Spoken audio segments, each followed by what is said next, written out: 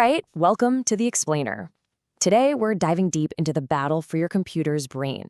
It's this massive fight between two rival designs, ARM and x86, that is quietly but completely changing every piece of tech you own. I mean, from the phone in your hand to the servers that run the internet. So let's just start with a question.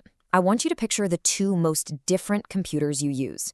Maybe it's your super light laptop and that giant gaming rig you built, or your tablet and your work computer. What do you think they actually have in common, way down deep at their core? Well, the answer is kind of shocking. It's almost nothing. They are built on fundamentally different blueprints, two totally competing ideas about the best way to think. And that difference right there is what this is all about. For decades, decades, if you were talking about serious computing power, you were really only talking about one thing. There was an undisputed king of the hill. And that king is x86. This is the architecture from Intel and AMD that you know and love. It's powered basically every high-performance computer for generations. Its whole design philosophy is built around one single goal: get the absolute most performance possible, period. The secret sauce here is a philosophy called CISC, which stands for Complex Instruction Set Computing. You can think of it like this. It's like a master chef who knows one single command for, say, make a 5-course meal. One very complex, very powerful instruction can kick off a whole bunch of actions inside the chip. But, while x86 was chasing all that raw power, building these muscle cars of the processor world, a challenger came along from a completely different angle. The goal wasn't to be more powerful. The goal was to be smarter. And that challenger is ARM. Now, what's really interesting is that ARM doesn't make its own chips like Intel and AMD do. Instead, it designs the architecture and then licenses that blueprint to companies like Apple or Qualcomm or Samsung. And their entire game plan was built around efficiency, sipping power, not guzzling it. See, ARM is built on the exact opposite idea, RISC, or reduced instruction set computing. So instead of one big, complex command, RISC breaks every single job down into these tiny, simple, bite-sized steps. And each one of those little steps is incredibly fast and uses way less energy. And this table just lays it all out so perfectly. It's like looking at two completely different playbooks. You've got RISC on one side, which is all about simple hardware and being super efficient, even if that means the code itself is a little longer. And on the other side, you've got CISC, which focuses on having fewer instructions, but it needs way more complicated and power-hungry hardware to make it all work. Okay, let's make this real. Imagine you just want to add two numbers together. The CISC way, the x86 way, is to give the processor one big command, add. The chip itself is smart enough to handle all the little steps, like grabbing the numbers from memory and putting the answer back. Now the RISC approach, totally different. It breaks that same job down into these little baby steps. You've got a separate simple command to load the first number, another to load the second, then you do the addition, and finally a command to store the result. Each step is lightning fast, but yeah, you need more of them. So for a really long time, these two philosophies just kind of coexisted, They stayed in their own lanes. But then a technological revolution happened that changed, everything. And only one of these designs was truly ready for it.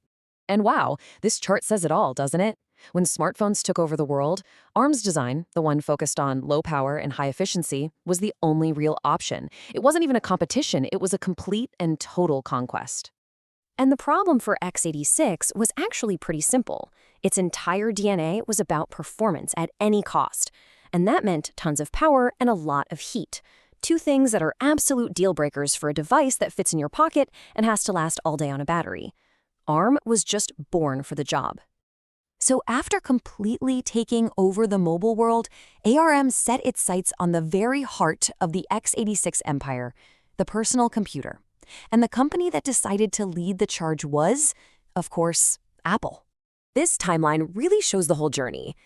After using Intel's x86 chips for more than a decade, Apple made this huge bet in 2020.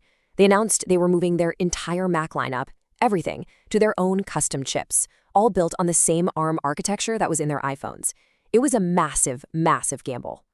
So the big question is, why did Apple succeed when so many others had tried and failed?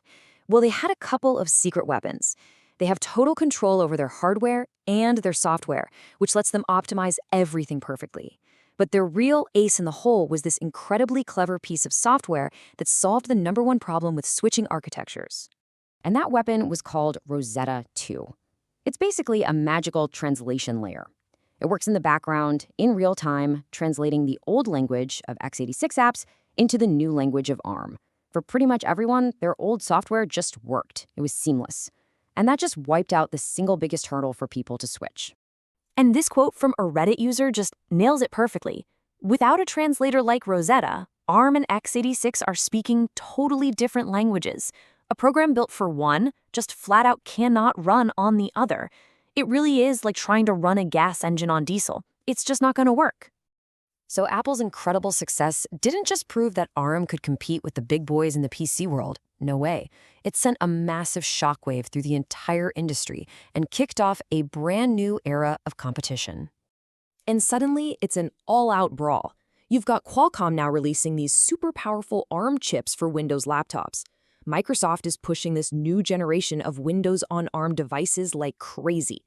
And even the x86 giants are scrambling to adapt. Intel's redesigning its chips to be more efficient, and there are rumors that NVIDIA and AMD are cooking up their own ARM chips for PCs too.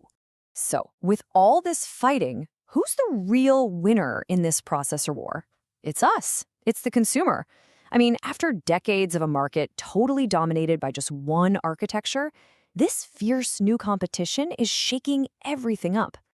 And this competition is absolutely fantastic for us. It forces everybody to innovate. It means we get better products. We're talking laptops with battery life we could only dream of just a few years ago, and desktops with even more mind-blowing power. It gives us more choices. And really, it's pushing us all toward a whole new future for what a computer can even be.